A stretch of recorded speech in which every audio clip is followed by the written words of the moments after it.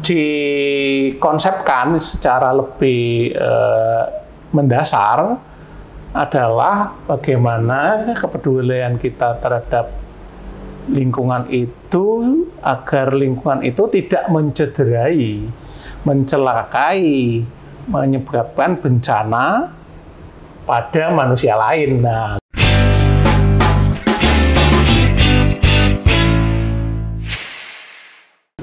siang, halo semuanya, selamat pagi, bagaimana kabarnya? Jumpa lagi dengan saya, Anindya, di acara Bisik Bincang Asik. Nah, bagaimana kabarnya di awal Ramadan ini? Semoga semuanya dalam keadaan sehat walafiat ya, Sobat PMI. Nah, sebelum kita mulai acara Bisik pada siang hari ini, jangan lupa untuk like dan subscribe di media sosial PMI Kota Semarang. Ada YouTube, TikTok, Instagram, Facebook, dan lainnya. Nah, pada podcast kali ini, kita akan membahas tentang peduli lingkungan, peduli kemanusiaan. Nah, narasumber kita hari ini adalah Ketua PMI Kota Semarang, Dr. Awal. Halo dok, selamat siang. Selamat siang, Anin. Nah, jadi sambil berbincang asik nih, kita santai-santai aja ya dok. Ya. Ayo, oke, berarti kita langsung aja mulai podcastnya. Oke, Sobat PMI. Nah, pertama, kan kita sedang ada Humanity for Green Life nih dok. Gimana nih kira-kira menurut dokter antara keterkaitan peduli lingkungan dengan peduli kemanusiaan? Oh ya, Sobat PMI ya, di Bincang Asik. Jadi kalau kita bicara tentang kemanusiaan dan kaitannya dengan lingkungan, ini ada ilustrasi yang bisa Anin dan juga sobat semua bayangkan ya. Jadi suatu saat tuh Anin jalan-jalan tuh ya, jalan-jalan terus di depan itu ada seorang yang makan pisang, ya terus kemudian itu kulitnya itu dilempar tuh. Waduh. Nggak dimasukkan di sampah, dilempar aja. Terus kamu jalan-jalan tuh, nah kemudian kamu nginjak tuh kulit pisang tuh terpleset tuh jatuh. Nah jadi kemanusiaan terkait dengan lingkungan, ilustrasi yang paling sederhana adalah seperti itu. Nah, kalau dikonsepkan secara lebih mendasar adalah bagaimana kepedulian kita terhadap lingkungan itu agar lingkungan itu tidak mencederai, mencelakai, menyebabkan bencana pada manusia lain. Nah, kira-kira keterkaitannya secara konsep dasarnya seperti itu, Anin. Oke, siap. Berarti dengan lingkungan ini kita bisa membantu hak asasi manusia lainnya, dok. Persis, ya, persis. Maka kita kalau ingin dihargai sebagai manusia, menjiwai karakter kemanusiaan dalam diri kita, mestinya peduli terhadap lingkungan. Siap. Nah, ya. Oke, wah. Terus lanjut nih dok, gimana sih memperkuat kesadaran akan pentingnya lingkungan dapat mengubah perilaku dan juga contoh nyata untuk lebih peduli terhadap sesama? Ya, sebelum itu ya, jadi bagaimana cara kita bisa mempengaruhi orang lain untuk mengubah perilaku ya. Jadi saya contek nih, ada referensi nih dari National Geographic. Ya. Oke. Jadi pada dasarnya aspek perilaku manusia yang berakibat atau berdampak pada perubahan yang memicu iklim, ya, kemudian juga longsor, tanah longsor, erosi, kemudian juga kualitas air yang tidak bagus dan tidak bisa diminum, itu merupakan suatu hal yang harus diperhatikan oleh manusia, dalam hal ini diri kita. Jadi kalau kita itu ingin mempengaruhi orang lain agar memiliki suatu karakteristik kemanusiaan yang peduli lingkungan, maka sebaiknya kita sampaikan tuh konsekuensi-konsekuensi dari akibat kalau kita tidak peduli lingkungan. Contohnya yaitu tadi, ya, buang sampah sembarang tempat, ya. Terus kemudian BAB sembarang tempat, ya, itu mencemari air, ya, tahu nggak bisa, airnya nggak bisa diminum. Kemudian menebang pohon, tidak melakukan penanaman pohon yang pohon-pohon besarnya itu sudah ditebangi atau kita istilahkan itu deforestasi. Jadi menebang hutan tanpa menanam kembali. Nah, sehingga kualitas air menjadi buruk, nanti terus banjir tuh. Seperti kondisi sekarang kan di Semarang ini. Jadi yang daerah rendah-rendah itu banjir. Nah, jadi sebelum kita itu mendorong orang lain untuk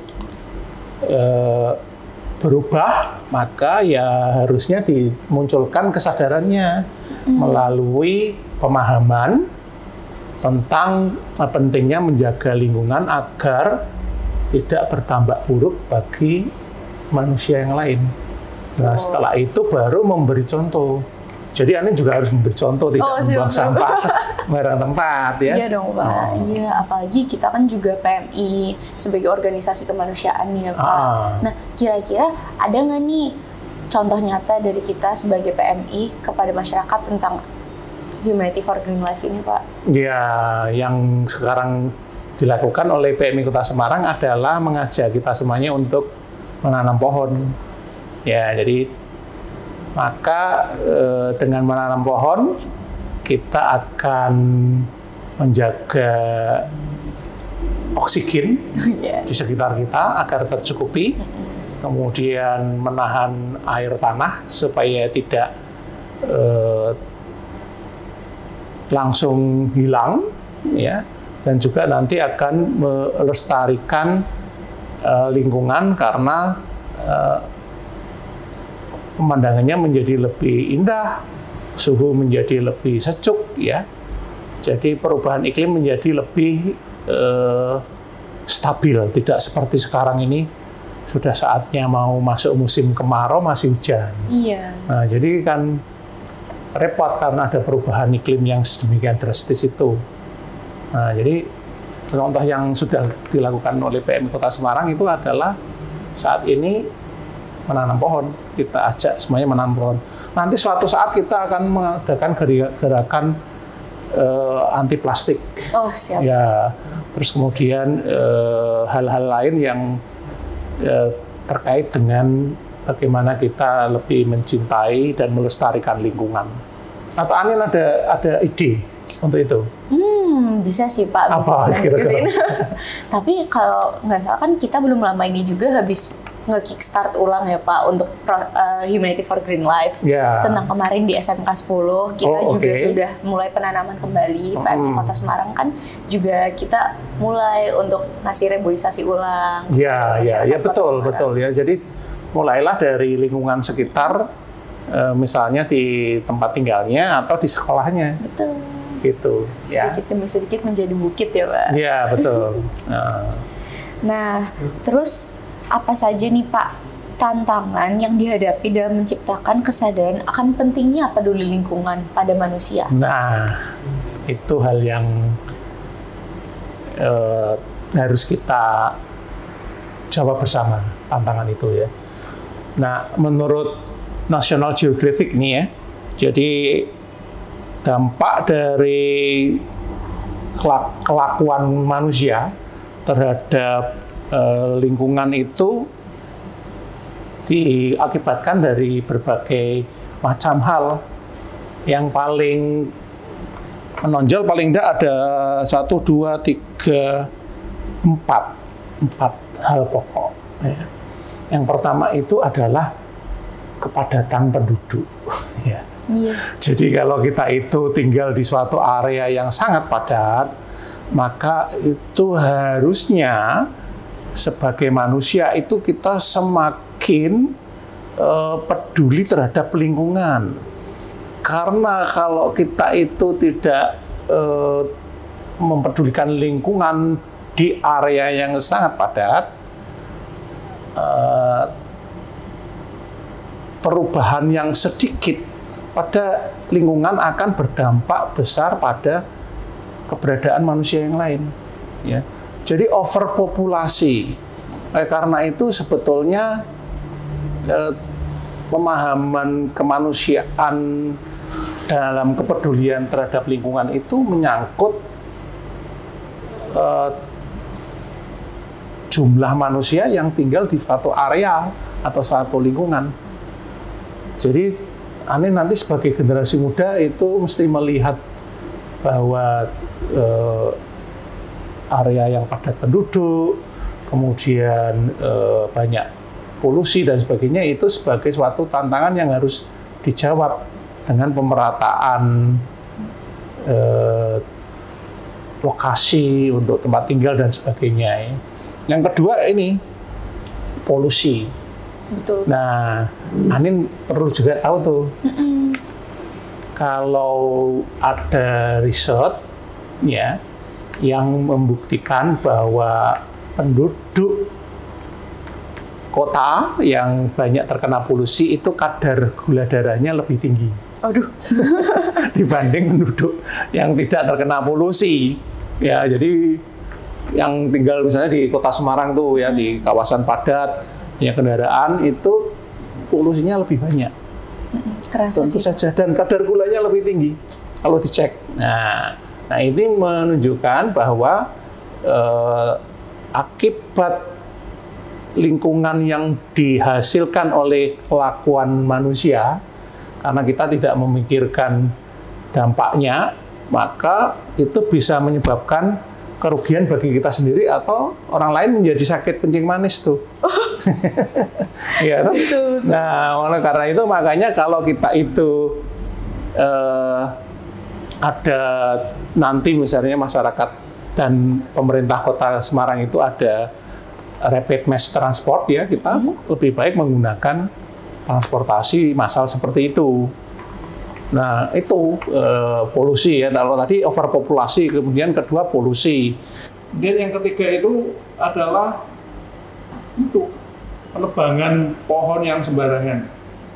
Iya. Ya, penebangan pohon yang sembarangan itu juga akan menjadi salah satu hal yang harus diperhatikan oleh kita sebagai manusia untuk kepedulian kita terhadap generasi mendatang. Generasi mendatang nanti kalau pohonnya sudah habis, nanti panasan dong. Iya. Suhunya menjadi sangat panas. Sekarang aja udah panas. Udah panas ya. Aduh. Dan yang terakhir itu penggunaan bahan bakar fosil ya. Maka dalam kaitan kepedulian terhadap kemanusiaan, kita lebih bijaksana untuk menggunakan bahan bakar fosil, dan saat ini kita lebih mengarah ke penggunaan bahan bakar yang renewable, jadi bisa diperbarui. Contohnya ya listrik dari bahan bakar yang non fosil, misalnya dari sumber daya matahari, kemudian angin, air laut, air terjun dan sebagainya. Nah, maka kalau kita itu mengajak teman-teman ini, sobat PNI, untuk peduli kemanusiaan, adalah memikirkan seluas itu. Tidak hanya kalau peduli kemanusiaan itu menolong orang yang sedang menderita, misalnya kecelakaan atau memberikan darah, itu tidak hanya itu, tetapi memang cakupannya itu sangat luas. Kalian menghemat bahan bakar dengan mematikan kendaraan saat parkir, kemudian tidak boros dan sebagainya, itu suatu kepedulian terhadap lingkungan. Begitu Anin konsepnya. Iya, saya sendiri ya Pak, karena sekarang udah banyak nih yang tentang kendaraan listrik. Aku sendiri tuh sekarang kalau ke sekolah karena dekat ya sama rumah, pakainya sepeda listrik biar lebih cepat. Betul, ya ini perlu kita contoh ya, pakai sepeda listrik ya.